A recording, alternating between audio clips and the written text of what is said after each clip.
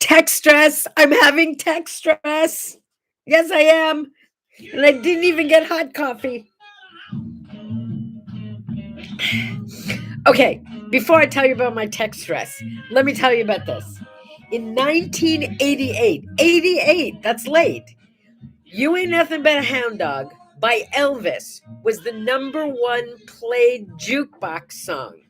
But this is the original version by Big Mama Thornton. Big Mama Thornton. It was her song. I didn't know that. Now you learned something and the day just started. Congratulations. Want to hear a little more Slurp. about that, by the way? Yeah, go ahead. In Good morning, Indy. Good morning. When in '77, when Elvis died, a reporter asked Big Mama how she felt about Elvis having made millions on this song, and she made exactly $100 for it. No kidding. And she said, in her typical style, I guess, "I'm still here to spend my $100." Oh, what a great line. Yeah. What a great line. The song was written by two Jewish guys, sung by an African American, and produced and drummed by a Greek immigrant. And then made famous and changed around by Elvis. yeah, by Elvis Presley. Woo! Okay. Good morning. Good morning. Good morning. Good morning. Good morning. So, Ginny, good morning. Thanks for being here. Listen, they changed how everything works on YouTube. And they didn't send me a note last night and say, hey, when you get up in the morning and you want to start your morning coffee, just be prepared that we changed everything around. Dag nabbit, that wasn't fair, was it? No. And I still don't understand. And it wouldn't let me take, I like to take my little morning coffee shot picture, whatever you call it. It wouldn't let me do that. So this morning, the little thumbnail is the picture of me and Fritzy. I'm gonna have to figure out how to do my morning. Good morning, Stephen. Good to see you. Happy Thursday to you. Hey, listen. It's a big day for birthdays today, not just for famous birthdays. I love famous birthdays, but personal birthdays, that's even better. If you have a birthday, feel free to mention them and I'll give them a shout out. Most of you who belong to What Do I Say, What Do I Do know Sue Ann because she comments all the time. Sue Ann, it's your birthday today. Happy birthday. And my little cousin Erica, who's going to be a mommy soon. And I told her it's probably the last year she will be able to blow out the candles without little teeny tiny puffs of air coming from her little new baby girl. That's pretty exciting, don't you think? What else? And Francie, you're healing, I hope, nicely, and it's your birthday. So much to celebrate today. I'm gonna slurp for you today. You need a warm up? Oh, I do. Oh, that may be the best part about having Indy here. He's just going to get me a warm up. Need it desperately because I was struggling so this morning trying to get online at all. Oh, there I go, looking for my glasses, and here they are. Yes, my cup does say slurp because this morning I did not want to get up, and slurping seemed like a good idea.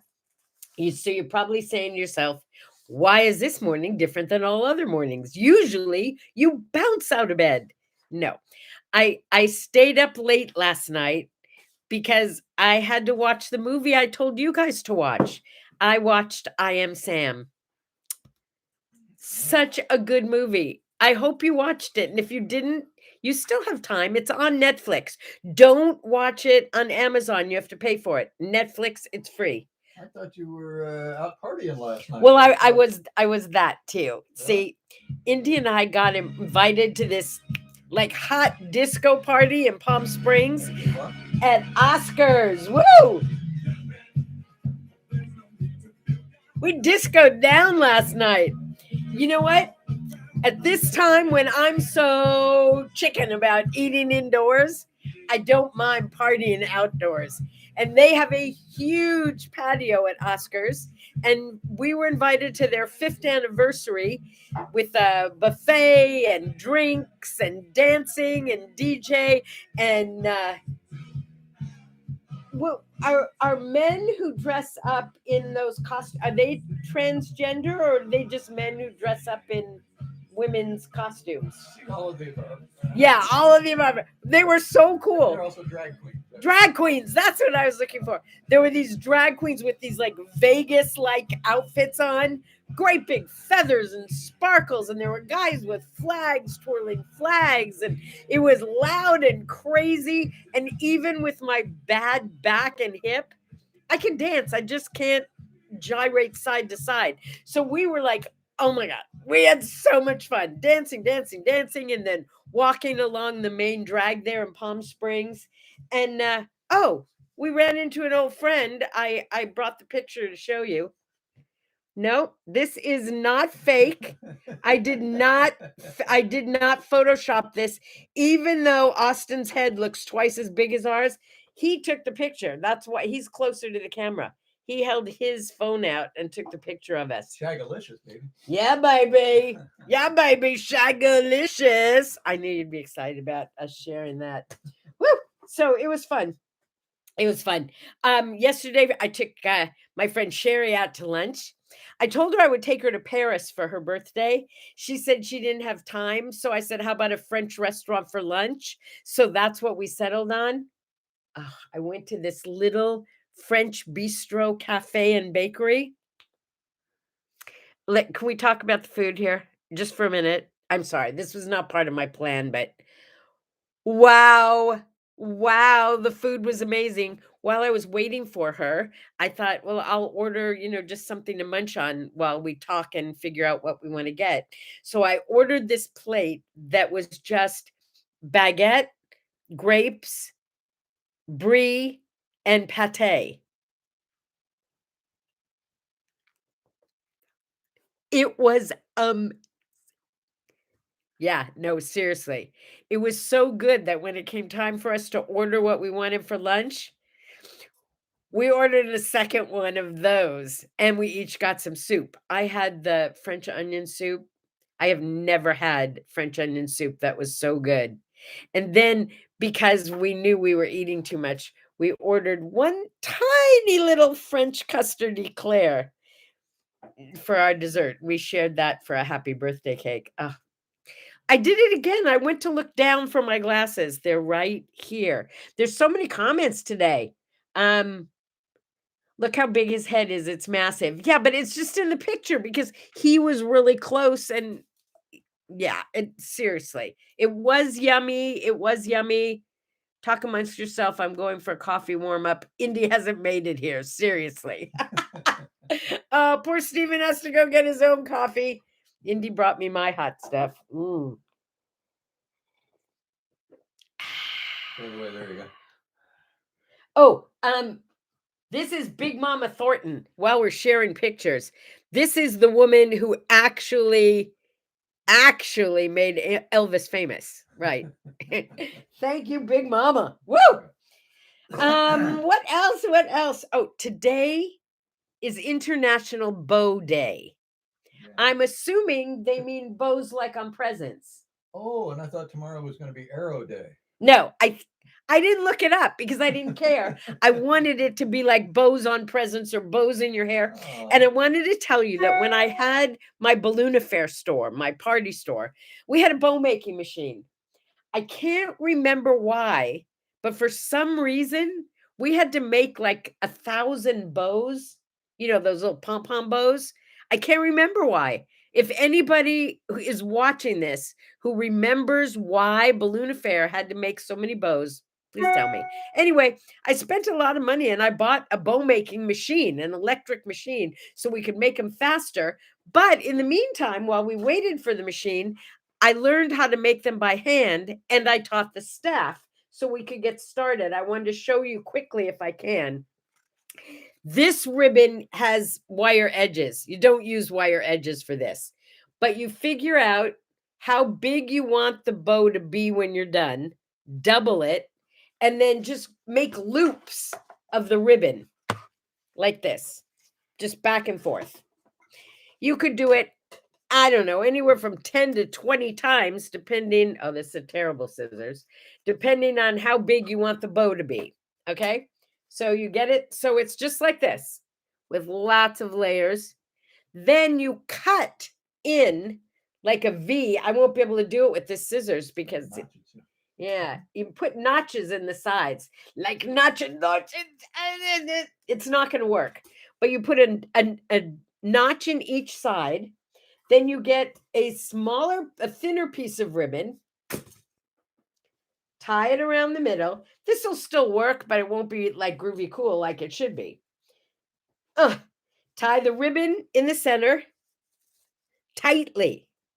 And then starting from the inside, this is good if you have to make your own bows, pull them out one at a time in different directions each time. Once to the right, once to the left, once up, once down.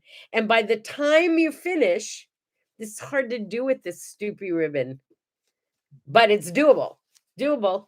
But the notch makes it perfect because it comes out where you want it to go. Is that a layer bow? No, it's a pom-pom bow. Oh, did you know that Bow Day started in 2017?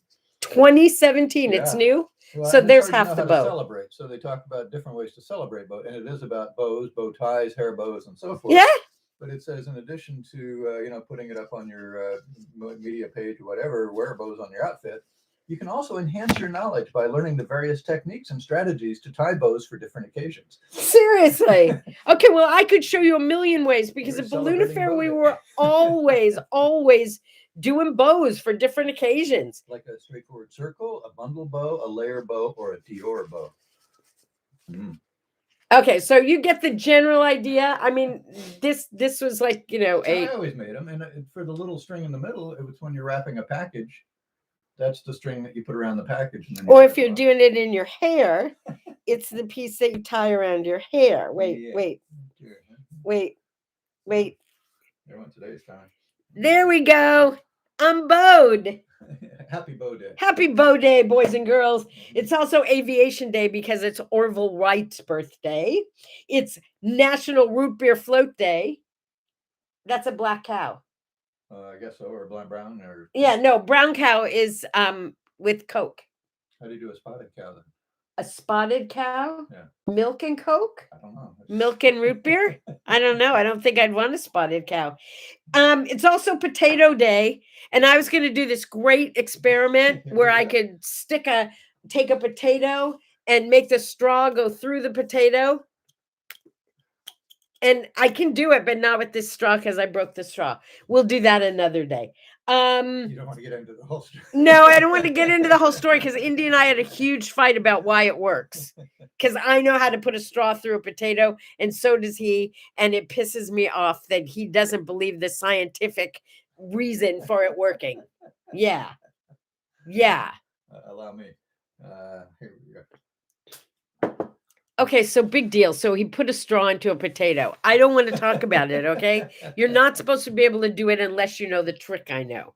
It's a scientific fact, and he's arguing with scientific facts. That's just wrong. It's funny how science starts with an S, but pseudo with a P. I don't want to talk to him anymore about this, okay? Here's what I want to talk to you about, though. Famous people's birthdays. Oh, yeah. Because one of my yesterday was Bad Poetry Day, remember? Today, my friends, is Ogden Nash's birthday, and we will celebrate it by reading some Ogden Nash poetry. With a bow in your hair. With a bow in my head. It's very appropriate, don't you think? This is not my favorite, but I chose this one to share with you first. The Rhinoceros by Ogden Nash. The rhino is a homely beast. For human eyes, he's not a feast. Farewell, farewell, you old rhinoceros. I'll stare at something less preposterous. And the crowd goes wild. Okay. It was rhinoceros. Isn't that a rhinoceros? No. The shortest animal poem he wrote is about the cow. It's only 2 lines, and he's famous for it. The cow is of the bovine ilk. One end is moo, the other milk. All right, my favorite. And I've gotten to use this so many times because we had a pelican that used to fly over A pelican in the desert. I don't get where it came. Maybe it came from the zoo. I don't know. But we had a pelican that used to fly over the tennis courts. Does he have a poem about a pelican? He does. My Really? favorite. You You know wouldn't he happen to does. know it, would You know I do. A very fine bird is the pelican. His beak can hold more than his bellican. He can hold in his beak enough food for a week. But I'm sure I don't know how the hell it can. Ogden Nash. All right, but here's what you don't know about Ogden Nash. You ready? No, ready. I mean, seriously. Some of his famous quotes: candy is dandy, but liquor is quicker. No. That's one of Ogden Nash's things. Everybody knows that, but nobody knew it was Ogden What are Nash. his dates? When's he alive? He was born in 1902. 1902. Okay. Wow. Uh-huh. Yeah, I don't think he's around anymore. Oh, and the other day I did the poem, I think that I shall never see a poem lovely as a tree that Joyce may in summer wear. I did that one, right? Joyce Kilmer. Joyce Kilmer, right. Well, today I do Ogden Nash's version of Joyce Kilmer's poem. You ready? I think that I shall never see a billboard lovely as a tree. Perhaps, unless the billboards fall, I'll never see a tree at all. Get it? No, I wasn't listening. Oh, you weren't listening. To keep your marriage brimming with love in the loving cup, whenever you're wrong, admit it. Whenever you're right, shut up. Children aren't happy with nothing to ignore. That's what parents were created for. Okay, Ogden Nash. I know you have to love him the way I do. I am such a fan. Ogden Nash. Are you looking up something about Ogden Nash? You look so busy there. Yeah, because I always thought of it as a line from an old blues song. Candy is dandy, but liquor is quicker. Yeah. Yeah. I never thought it was his, but apparently he's given credit for it. Also, Willie Shoemaker's birthday. From 1931. Willie Shoemaker in 1931, he was a jockey. Yeah, I liked him because he was little. No, 31 was Ogden Nash. Oh, well, that's interesting because that's the year that Willie Shoemaker was born. Well, that's when Ogden wrote Reflections on Ice Breaking. That's where liquor was quicker and stuff. Oh, really? Mm-hmm. Okay, so liquor was quicker and Willie was born. And Willie was quicker because he was a champion jockey. I always liked him because he was little. So I thought I would have to grow up to be a jockey because that's what I thought all little people did. Yeah. Okay. Bill Clinton, his birthday. I don't think he had a birthday party with 600 people. Oh, Ginny said she got to stand next to him and she felt tall. Well, that means I'd feel tall then. Can you see how tall Willie Shoemaker was? Here's Willie Shoemaker, jockey, height. The thing I thought was interesting is when I looked up whose birthday was today. I'm sorry to tell you that he's 4'11". 4'11". He's taller than you are. You missed your career as a jockey. 4'11". Yeah. He was a giant among jockeys. Clearly. Yeah. I'm not going to Sandye and Indy now because now I don't want to meet him. Maybe you can be a jockey when you grow up. Maybe when I grow up. Yeah. Okay. So here's what I thought was really interesting. I look up whose birthday is today, right? Each day. And it tells you all these famous people who had birthdays. The first person that was listed as like the most important person to have a birthday today was Matthew Perry from Friends. Really? He was like the number one listed. I thought that was funny. Also, it's also the anniversary of someone's death who I liked very much. Yeah. Groucho Marx. He was born in 1890 and lived until 1927. Crazy about Groucho Marx. Do you remember he had what's my line? Say the secret word and win $1 million, And the duck would come down and the duck had a cigar just like Groucho's. What was the name of that show? Don't know. Oh, come on, somebody out there knows. You bet your life. Thank you, Ginny. You got it. You win. Oh, did you get your books yet, Ginny? Ginny got some books because she was the first one to send in a picture of her doing her happy dance. We talked about happy dances last week. One more birthday. Well, wait, maybe it's not today. What's weird? I printed this out because I thought it was his birthday. Who? Larry Ellison. Oh, you said that the other day. Yeah, I did, didn't I? Yeah. Yeah, Larry Ellison, who's like the CEO of Oracle. Maybe he's so rich he has 2 birthdays. I don't know. I don't see it. He I don't. probably buy a couple more birthdays if he wanted. Oh, he's worth billions. Yeah. Yeah. He owns the club where we play tennis. I'm not gonna give you all the Larry Ellison information now because apparently it's not his birthday today. I was sure it was. But I'll give you a preview before I talk about him. He was like the movie Iron Man with Robert Downey Jr. He was like the one that they kind of did that movie about.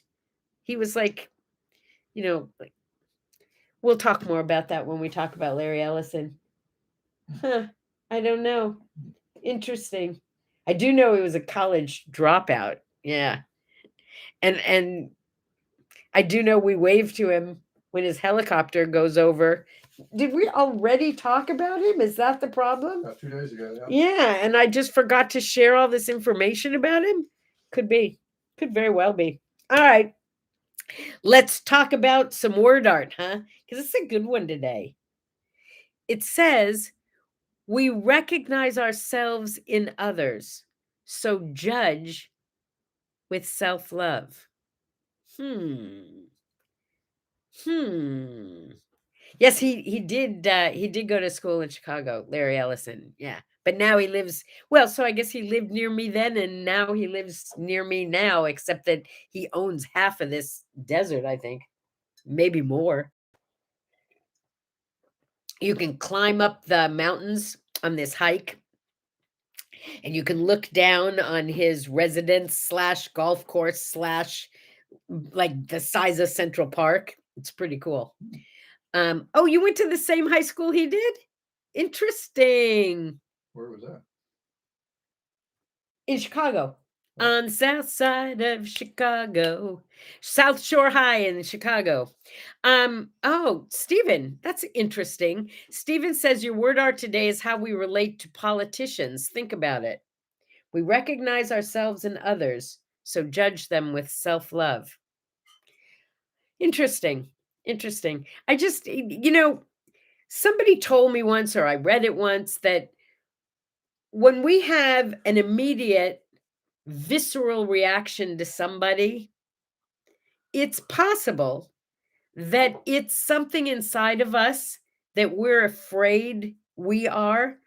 There are people around you that you don't like, or people that you like instantly. Just asking you to look inside when you have a reaction to somebody.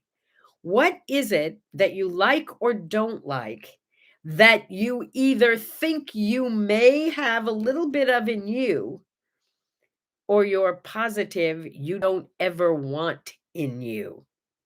But we will look at other people and we always relate them to ourselves in one way or the other. Is there a name for that psychologically? Well, let's see if we can ask our resident psychologist. Dr. Amos, is there a name for that? I think we call that projection. Is it? Projection. Can you say more about that? We have images. Did you guys check out the way I did that to him, just like a psychologist would have done? Can you say more about that? But I really want you to. But thank you. I got you big time. Look, he's all red. I did. I got him bad. Yeah. No, seriously, I really want you to say more about it. I'm afraid I'll make a Freudian slip. That's what I think one thing, but I say my mother. No, seriously. Projection is the idea that what's unconscious in me, I project onto others. So my image of the feminine, for instance, I see a woman and I don't know her, and I project that that's the woman of my dreams, or I project the negative feminine and so forth. So very often lesser known parts of ourselves, we fill in the blanks when we don't know about other people with our ideas of what they are, as if you were a movie projector showing your image on somebody else's screen. Projection. Wow. I want to read some more about that. This is this is really interesting. So if I'm one of those people who like talks to strangers, and now I'm serious now. Mhm. I like he laughed at me last night because I just kept talking to strangers, didn't I? I kept like, Well, I kept pushing you to. yeah, go ahead, say something to this person. I tend to find something I like about almost everybody I come in contact with. What does that say about me? That I like me? Well, that's part of you, and you're seeing that another. Think about love at first sight. How does that happen? We fall in love with somebody that we don't know. We project our image of the positive onto that person, and oh, it's you, the person I've needed all my life. And what happens after a while in the relationship? We realize that isn't really the person. The Oops. screen moves a little bit, and then we start projecting the negative. Oh, That's how we turn the prince into the frog and the frog into the prince. yeah. Yeah, interesting. Do you love my bow? I love my bow. You remember what the princess did with the frog? She kissed him. No. What'd she do? She threw him against the wall. She threw him against the wall? I'll share that fairy tale with you one of these days. Okay. Be the princess and the frog. Hey, listen. It is hump day. Thursday, right? No, that's Wednesday. Oh, it's Wednesday? Yeah, yesterday was for humping. Yeah. Oh, I thought Thursday was hump day. Did you? Yeah. Isn't Thursday hump day? The work week is for most people Monday through Friday, so Wednesday is the hump that you're getting over. And it's it's the bottom of the hump. Indy, are you doing anything interesting this afternoon? Oh, we're gonna get together and play some music. Yeah. Yeah, it's gonna be musical home time. Because you've seen the music room here. I mean, this guy. We're gonna have a 5-piece band here today. This guy is bringing in the team, and they're gonna be playing crazy music here today. Pretty cool, huh? All right, kids. I want you to have like the awesomest of awesome days. Awesome, awesome, awesome. And I will see you tomorrow. But first, a sip. Oh, wait. I forgot to tell you. One of my all-time favorites in 1957, I was a little girl, and Ginny, you'll remember this too. The very first person who played Tammy in the movies was Debbie Reynolds. I think it's why I love Debbie Reynolds so much, because she played this little girl, Tammy. She wasn't a little girl. I mean, she was a young woman, young lady, Tammy. And the song Tammy by Debbie Reynolds was number 1 in 1957. Tammy, Tammy, Tammy's in love, the old hooty owl. What?